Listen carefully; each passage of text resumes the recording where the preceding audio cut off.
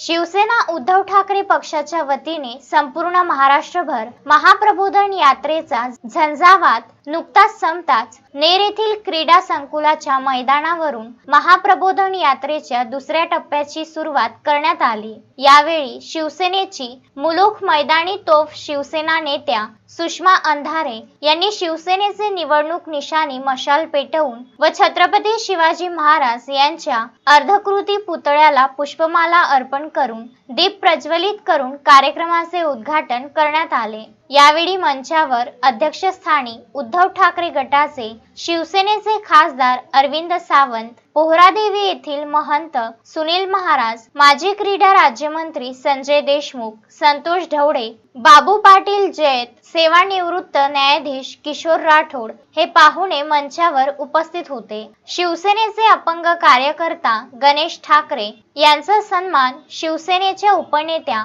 सुषमा अंधारे यांनी भगवा शेला खांद्यावर टाकून स्वागत केले। शिवसेनेच्या महिला कार्यकर्त्यांनीही अंधारे यांना पुष्पमाला अर्पण करून स्वागत केले।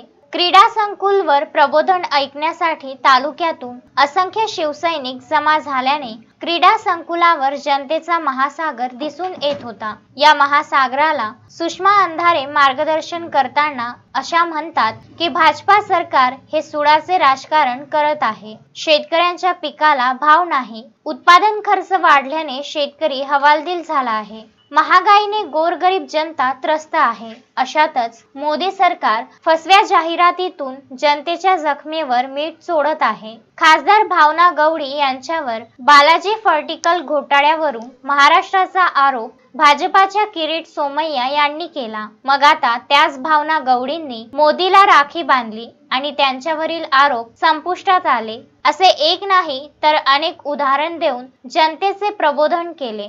नवनाथ दरोई, विदर्भ न्यूज, नेर।